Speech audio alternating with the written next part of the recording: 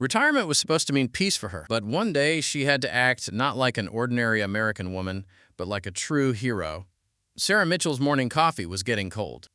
Looking out the window at her neighborhood, she thought the shadows of her past could no longer touch her. When she completed her final military assignment 3 years ago, all she wanted was a peaceful civilian life. But what she didn't know yet was that when she turned up the TV volume that morning, her life would change forever. Breaking news. A major fire has broken out in downtown. Fire crews are trying to reach the scene. Sarah slowly set her cup down on the table.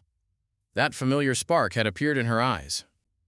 20 years in the military had changed her, but civilian life had given her a new perspective.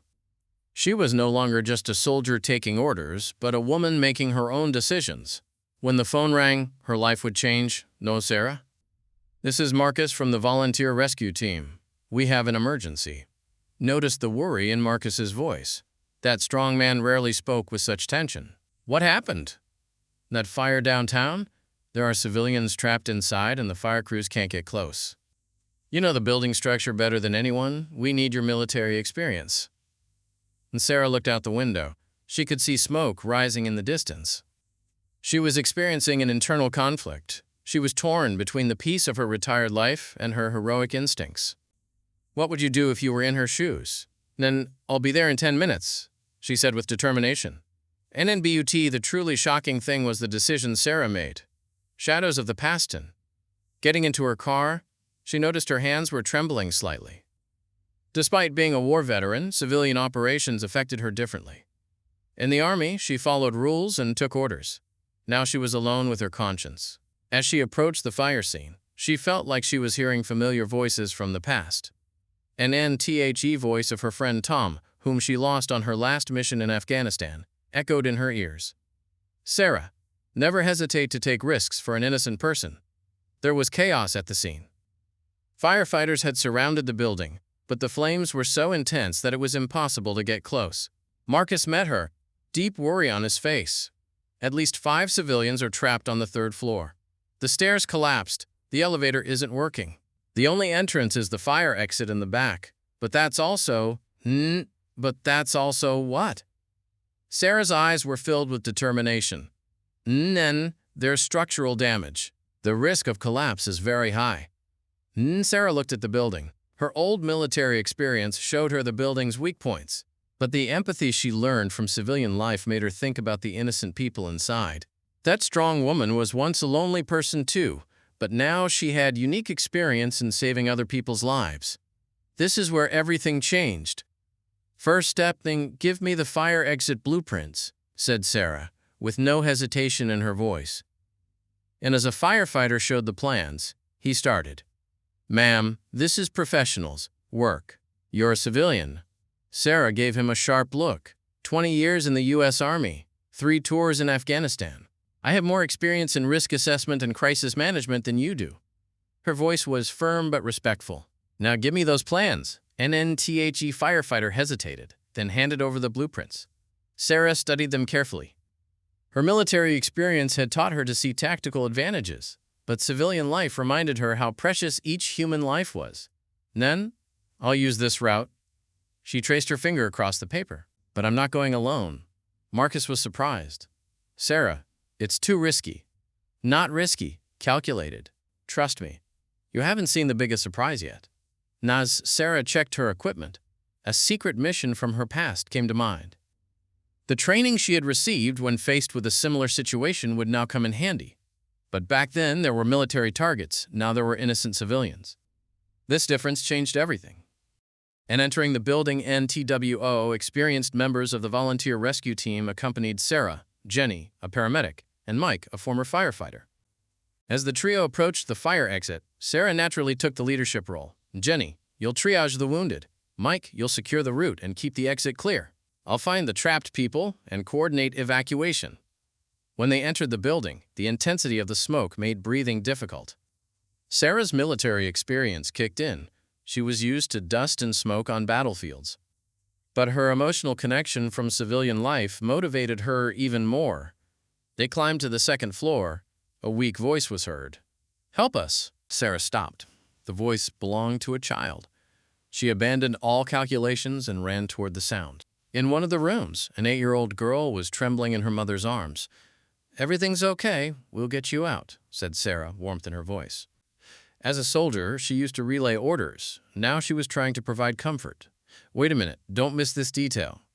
NTHE burn on the mother's arm caught Sarah's attention. It looked serious. As she reached for her radio to call Jenny, a cracking sound came from above. The ceiling was cracking. "We need to get out of here right now." Mike's voice was panicked. Sarah quickly assessed the situation. The woman was too injured to walk. The child was frozen with fear. Normal procedure would be to call for help to get both of them downstairs. But there was no time. Critical decision, Sarah was faced with two difficult choices. Choose the safe option and wait for help, risking 3 people's lives, or trust her own experience and try to save them all in one go. And at that moment, the door was knocked. No, this time it wasn't the door. It was the wall cracking. "Sarah!" Mike screamed. It was time to make a decision. She combined the crisis management she learned in the military with the empathy she developed in civilian life. She took the child in her arms and supported the mother. "Trust me, I'm getting you both out of here." Going down the stairs, she could feel the building creaking more with each step. Sarah's health was also at risk, but she never thought about it. She only thought about the safety of those 2 innocent people. When they reached the first floor, the smoke had intensified. Visibility was almost zero. Sarah's military training kicked in. She knew how to navigate in such conditions. What you're seeing now is nothing, an unexpected encounter. As they approached the exit, Sarah saw a familiar silhouette. Standing before her was her former commander, General Harrison, with whom she had served for years. But he was also in civilian clothes. "And Sarah? What are you doing here?" "Sir, civilian rescue operation." I was here for a meeting too." When the fire broke out, the general stopped, seeing the child in Sarah's arms and the injured woman she was supporting. There was admiration in his eyes. "Still the same Sarah. You never gave up on saving people." Sarah smiled. "Civilian life gave me a different perspective, sir. Now I'm not just fighting for strategic objectives, but for every human life. You won't believe this, but General Harrison also helped them." Together they reached the exit, where ambulances were waiting outside. The mother and daughter were safe. Sarah had a sweet tiredness inside her, but also deep satisfaction. Next, new beginning. When they got out of the building, Sarah was out of breath. She was coughing from inhaling too much smoke, but she was smiling. The mother she saved squeezed her hand and, "Thank you. What's your name?" "And Sarah." "Sarah Mitchell." "Sarah, you're an angel." Sarah shook her head. "No, I'm just someone who sees people who need help." As Jenny examined Sarah, Marcus approached. There was pride on his face. "Sarah, you were amazing. But we're not done yet." Sarah was surprised. "What do you mean?" "There are still 2 people trapped on the 3rd floor. The fire crews can't get close, but you." Sarah looked at the building. The flames had intensified even more. Structural damage had increased. She only had 10 minutes for safe entry. And at that moment, her phone rang. Unknown number appeared on the screen. When Sarah answered the phone, "Captain Mitchell, this is FBI Agent Rodriguez. We have an urgent situation." Sarah froze. "FBI? Why were they calling her? What kind of urgent situation?" "This fire wasn't an accident. It was deliberately set, and you're currently operating in the target building." Sarah's blood ran cold. Not just a fire, but sabotage. Moreover, she was also in danger. "Leave the building immediately, Captain. This is a trap." NBUT Sarah was still thinking about the 2 people trapped inside. As security officers approached, she had 2 options: think about her own safety and leave, or risk her life to save 2 more innocent people. Sarah hung up the phone and looked at Marcus. "How many people did you say were still inside?" 2 people, but Sarah, the FBI, and I heard." Sarah's voice was determined. "But I can't leave anyone behind." This was what she learned during her military years. No soldier should be left behind. Now she was adapting this principle to civilian life. No innocent person should be left behind. General Harrison came beside her. "Sarah, this is too risky. You're a retired civilian woman now." Sarah looked at him. There was determination in her eyes. "Sir, I was never just a soldier. I was a human being. And humans save each other." It was too late now, but Sarah had made her decision. NSHE entered the building one last time with Jenny and Mike. This time, they were more careful. because the possibility of sabotage changed everything. Sarah looked for traps at every step, analyzed every sound. And climbing to the third floor, structural damage was more evident. There were cracks in the walls, holes had opened in the ceiling. A weak voice was coming from the room on the right. When Sarah opened the door, she saw an elderly couple. The man was injured from his ankle, and the woman was affected by the smoke. "We're getting you out right away," said Sarah. The elderly woman looked at her. "Child, I'm Sarah. I'll keep you safe." And as they descended, Sarah heard a strange sound. Her military experience told her what this sound meant. A warning sound before structural collapse. "Everyone hurry." Just when security was ensured, a new danger emerged. When they were on the first floor, the entrance door had collapsed. The exit was blocked. Sarah quickly evaluated the alternatives. They headed to the back exit, but that was also blocked. Sarah were trapped. Mike spoke, suppressing his panic. Sarah looked around. Her military experience and civilian problem-solving skills combined. She saw the window on the left side. "We'll get out from there." "But that's the second floor." "We're not going to jump. We're going to climb down." NSHE tore the curtain to make a rope, tied it to the radiator. She lowered the elderly couple down, one by one. She would be the last to descend. Just as she was preparing to descend, her phone rang. It was the FBI agent.